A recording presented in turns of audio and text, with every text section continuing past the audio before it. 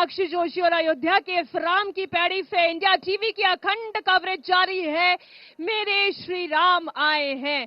जी हां, राम पधारे हैं। राम मंदिर की प्राण प्रतिष्ठा को अब बस कुछ ही घंटे बाकी हैं और आप देखें जिस तरीके का उत्साह और उमंग इस वक्त पूरी अयोध्या में दिखाई दे रहा है।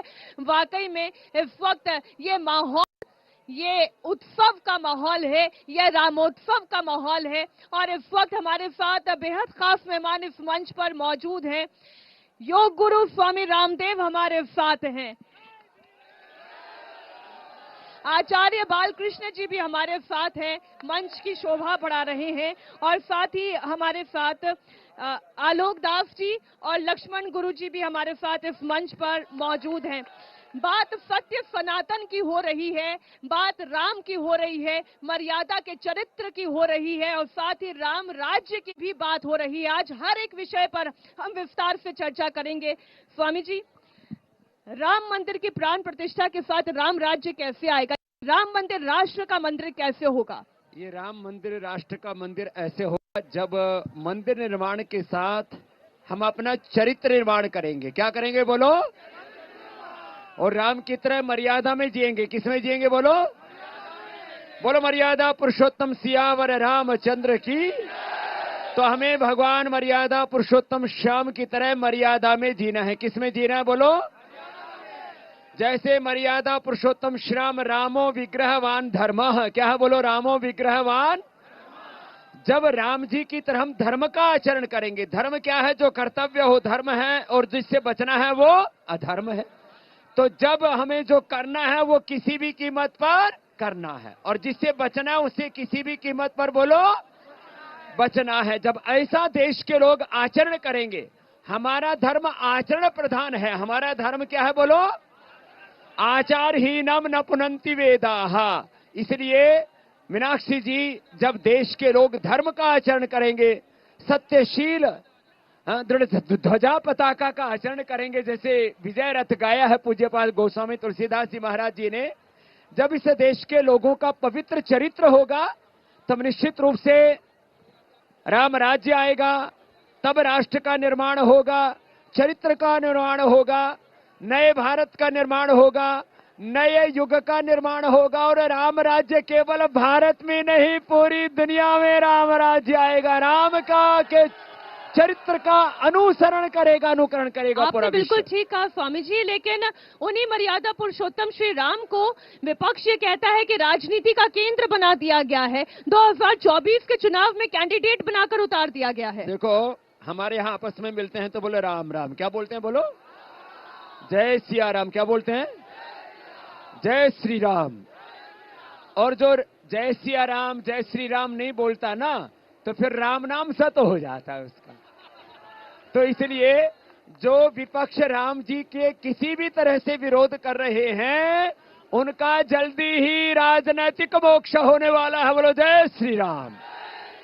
इसलिए जो किसी भी तरह से, ये मात्र प्राण प्रतिष्ठा का प्रश्न नहीं है, ये कोई एक मंदिर का प्रश्न नहीं है, ये कोई मंदिर का शिखर का प्रश्न नहीं है।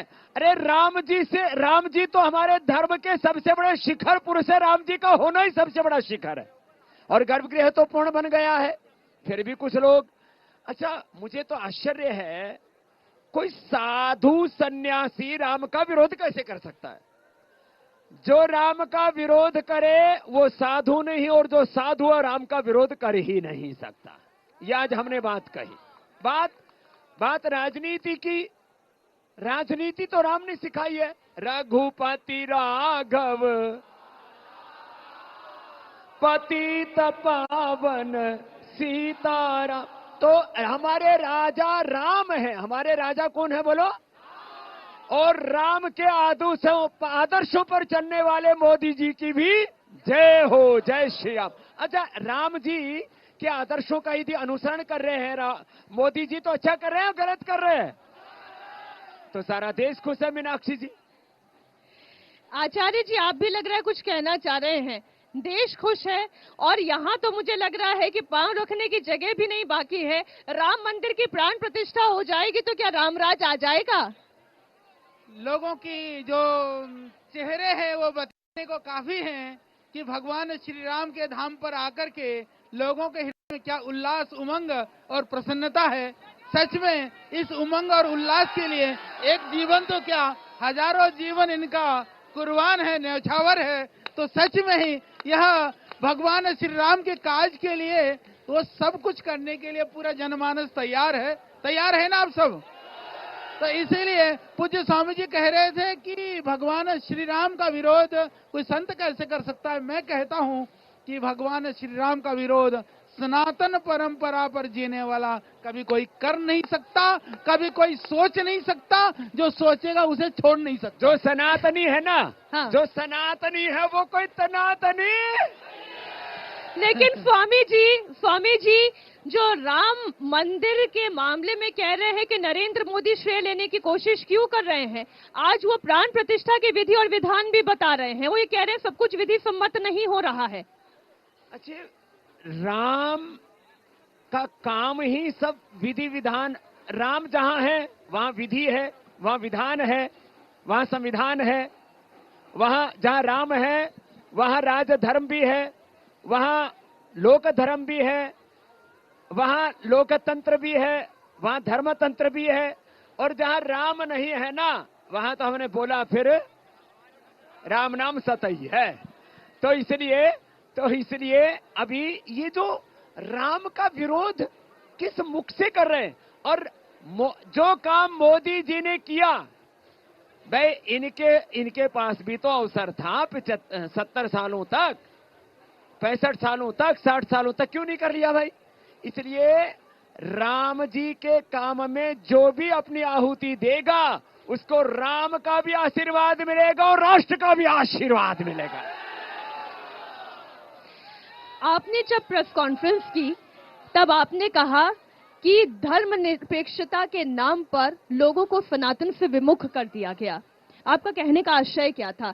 क्या इस देश की जनता को सनातन से विमुख किया गया और इसके पीछे एक राजनीतिक षड्यंत्र था? इतना बड़ा राजनीतिक षड्यंत्र था कि देश का कोई प्रधानमंत्री मोदी जी की तरह न तो गंगा स्नान करता था, न शिव के दरबार में जाता था, न राम के दरबार में आता था, न वो कृष्ण कन्हैया की भक्ति करता था।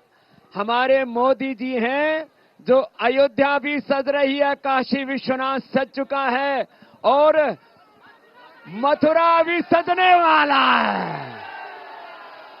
और बोले राधे राधे, जय श्री कृष्ण, जय सिया राम, ओम नमः पार्वती पतये। तो देखो, हम कोई धर्म की अफीम नहीं पिला रहे हैं। ये कम्युनिस्ट हमको बड़ा कोसते हैं कि तो धर्म की अफीम पिलाते हैं। हम राम नाम का अमृत पिलाते हैं। ये कम्युनिस्ट लोगों का तो, और जो राम विरोधी, राष्ट्र विरोधी लोग हैं, सनातन विरोधी लोग हैं, उनका तो विचारों का दिमाग ही फिर गया।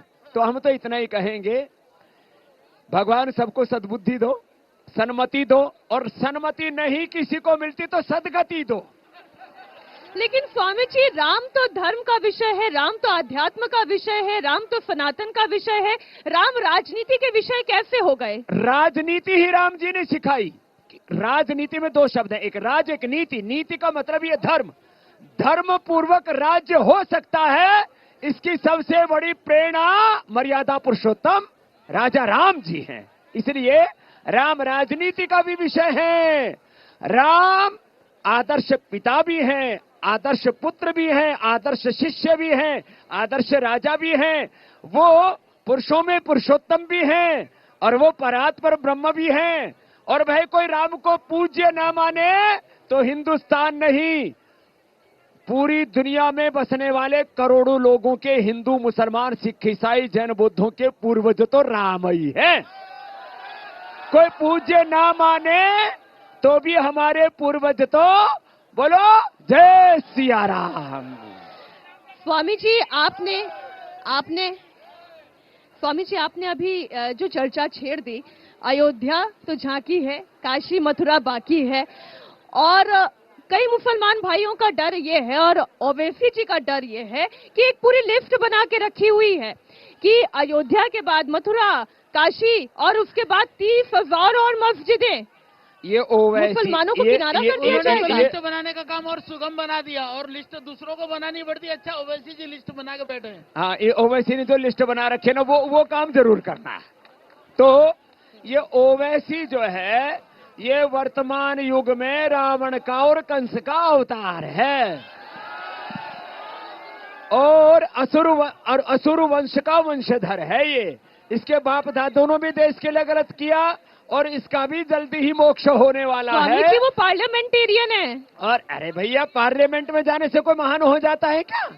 राज तो बहुत से असुरों का भी था। तो देखो, एक बात और हम बताते हैं, एक बात और सुन लो गौर से। देखो, इस्लाम में लाखों मुसलमान हैं जो कहते हैं कोई भी मंदिर तोड़ करके मस्जिद बनाई गई तो वो नापाक है, वो पाप है, वो अधर्म है। मंदिर तोड़ करके बनाई गई मस्जिद में नमाज हो ही नहीं सकती। वहां उनकी वो इस्लाम और हो ही नहीं सकता और वहां कोई मुसलमान जा ही नहीं सकता। इसलिए जितने भी मंदिर तोड़ करके मस्जिदें बनाई गई हैं वो सारा का सारा पाप है, अधर्म है और वो पाप साफ होना ही चाहिए। अच्छा, आपने क्योंकि कम्युनिस्ट सोच की बात की, स्वामी जी, कई सारे कम्युनिस्ट सोच वाले नेता भी हैं। वो ये कहते हैं कि राम मंदिर बन जाने से क्या थाली में रोटी आ जाएगी? क्या आर्थिक स्थिति देश की ठीक हो जाएगी? देखो, राम जी की तरह पुरुषार्थ करेंगे तो पतंजलि ने 5 लाख से ज्यादा लोगों को डायरेक्ट रोजगार दिया, 5 लाख से ज्यादा को और देने वाले हैं। रामदेव आपके सामने बैठे हैं, राम इधर बैठे हैं, कृष्ण उधर बैठे हैं और हमने लाखों लोगों को बोलो रोजगार दिया कि नहीं दिया? एमएनसीज का पूरा षड्यंत्र खत्म किया कि नहीं किया? तो जब राम की भक्ति करते करते रामदेव यहां तक पहुंच गए, बालकृष्ण जी यहां तक पहुंच गए, तो जो राम भक्त होता है वो पुरुषार्थ करता है, परमार्थ करता है, उपकार करता है, उपचार करता है। और जब ऐसे पुरुषार्थ करेंगे तो भारत आर्थिक महाशक्ति भी बनेगा, धार्मिक महाशक्ति भी बनेगा, राजनीतिक सामरिक महाशक्ति भी बनेगा। थोड़ा इंतजार कीजिए, अमेरिका से भी आगे हिंदुस्तान आएगा। राम मंदिर का निर्माण तो हो चुका है, अब बस प्राण प्रतिष्ठा के चंद घड़ियां गिनी जा रही हैं। आचार्य जी, एक प्रश्न आपसे ये कि राम मंदिर के निर्माण का श्रेय किसे जाता है? राम मंदिर का निर्माण का श्रेय लगभग विगत 500 वर्षों से जिन्होंने अपलक आस लगाए, साधना तप के साथ भी भगवान श्री राम को याद किया और उस दास्ता की बेड़ियों से मुक्त होने के लिए अपने प्राणों की आहुति दी, उन प्रथम आहुति से लेकर के अंतिम शिखर रखने तक जिन लोगों ने मन वचन कर्म से इस कार्य में जिनकी भावनाएं संवेदनाएं रही, उन सबको वह श्रेय जाता है। सनातन के गौरव के स्थापना के लिए जो वातावरण बनाने के लिए आदरणीय प्रधानमंत्री जी और पूरा जो जनमानस है, जो सहभागी है, जितने यहाँ पर जितने बैठे हैं, इन सबको भी श्रेय जाता है। राजनैतिक श्रेय मोदी जी को जाता है, संगठनात्मक श्रेय आरएसएस और बजरंग दल को जाता है, विश्व हिंदू परिषद और विश्व हिंदू परिषद को जाता है, और उसका आध्यात्मिक धार्मिक श्रेय साधु संत महात्माओं को जाता है। और जिन माँ बहन बेटियों ने अपने सुहाग खोए हैं उन माँ बहन बेटियों को जाता है, भारत माता के उन लालों को जाता है जिन्होंने अपने मर्यादा पुरुषोत्तम श्याम के चरणों में अपने प्राणों की आहुति दे दी। 1-2 वर्ष नहीं, 500 वर्षों के संघर्ष में लाखों लोगों ने अपने जीवन की आहुतियां दी, उन सबको श्रेय जाता। लेकिन स्वामी जी, जब मैंने मुरारी बापू से ये प्रश्न पूछा था, मैंने भयश्री जी से भी ये प्रश्न पूछा, कई सारे और साधु संतों के बीच में, क्योंकि लगातार साक्षात्कार का मुझे अवसर मिल रहा है, वो ये कहते हैं कि अगर नरेंद्र मोदी नहीं होते तो पता नहीं ये स्वप्न पूरा नहीं होता। ऐसा क्यों कहते हैं? ये इसलिए कहते हैं कि देखो, बहुत तरह की साजिशें चल रही थी। तो क्या हो रहा था, किसी की हिम्मत नहीं थी कि राम मंदिर के मुद्दे को शिद्दत से लड़े, कोर्ट के अंदर उस तरह से अपनी बातों को रखे। तो ये पहली बार ऐसा हुआ है कि देश का ऐसा प्रधानमंत्री, उनकी तरफ से इस बात को सर्वोच्च प्राथमिकता दी गई। नहीं तो कौन सोच सकता था राम मंदिर बनेगा हमारी आंखों के सामने? कौन सोचता था धारा 370 हटेगी? और कौन सोचता है कि आने वाले समय में समान नागरिक संहिता लागू होगी? कौन सोचता है जनसंख्या नियंत्रण भी आएगा? और कौन सोचता है यह फिर से दोबारा अखंड भारत बन जाएगा? तो ऐसा एक जो पॉलिटिकल विल चाहिए वो देश के प्रधानमंत्री में है।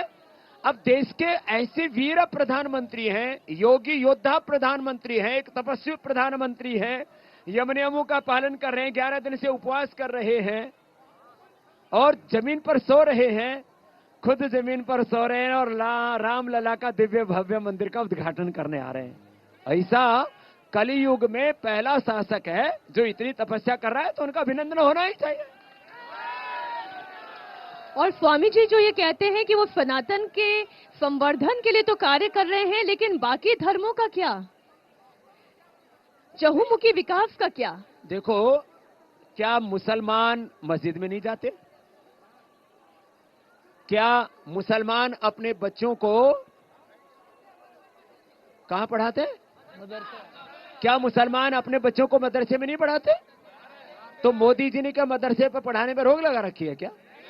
जब मुसलमान मदरसों में अपने बच्चों को पढ़ाते हैं और वो अपने मस्जिद में नमाज पढ़ने जाते हैं, जब ईसाई जो है वो अपने जो भी उनका गिरजाघर है उसमें जाते हैं और इस पर किसी को आपत्ति नहीं है, तो अयोध्या सहित पूरे देश के तीर्थों में, मंदिरों में मोदी जी जाएंगे और धर्म का संवर्धन करने के साथ साथ देश की आर्थिक समृद्धि भी कर रहे हैं। ऐसे संस्कृति मूलक समृद्धि, ऐसा अभ्युदय और निश्रेयस यदि मोदी जी कर रहे हैं, क्या देश की को आर्थिक प्रगति की राह पर ले जाने के लिए, देश को आर्थिक महाशक्ति बनाने के लिए विकसित भारत का सपना पहले किसी ने देखा?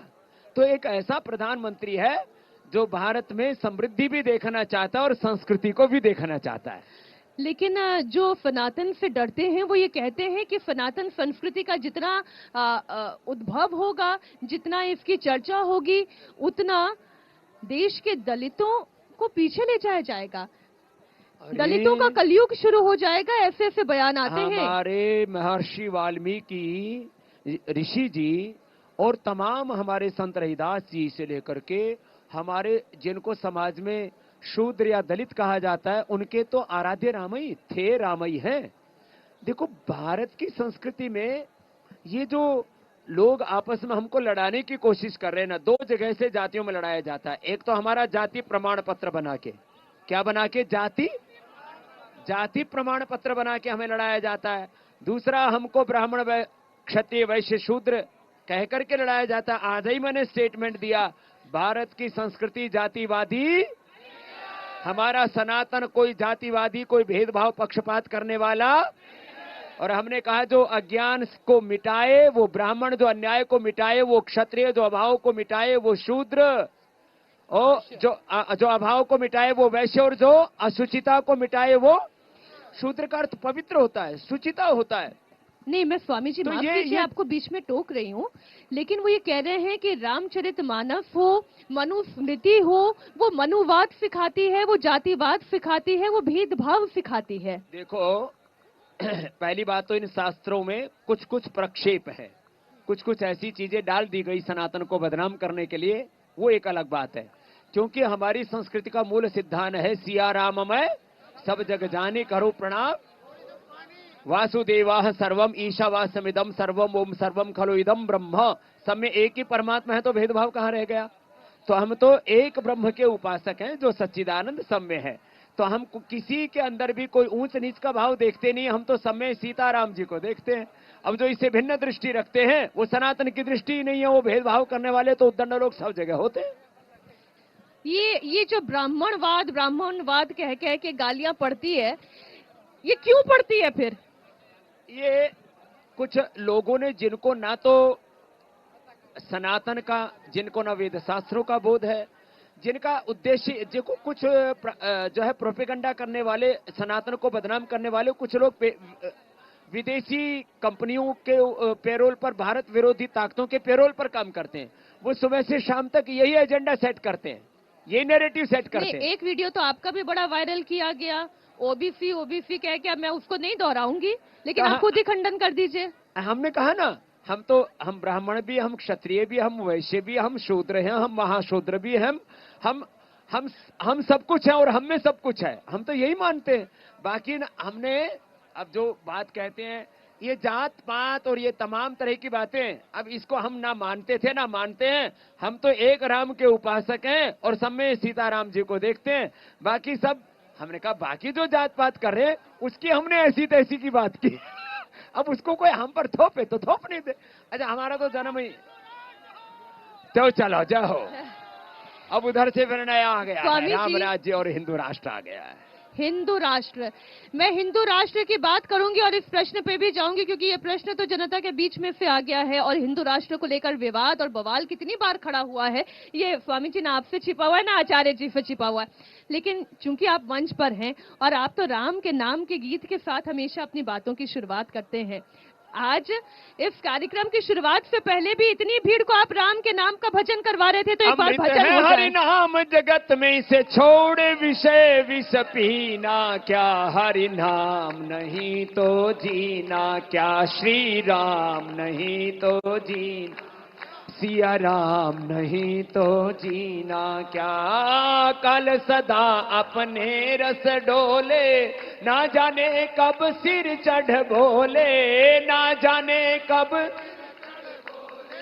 हरि का नाम जपो मेरे भाई, प्रभु का नाम जपो मेरे भाई, इसमें दिन बरस महीना, क्या हरि नाम नहीं तो जीना, श्री राम नहीं तो ओ तीर्थ है हरि धाम हमारा, तीर्थ है अयोध्या हमारा, फिर क्यों फिरता मारा, फिर क्यों ओ अंत समय हरि नाम न लावे, अंत समय हरि नाम न लावे, फिर काशी और मदीना, क्या हरि नाम नहीं तो श्री राम नहीं तो जीना, क्या सिया राम नहीं तो, बोले सियावर रामचंद्र की।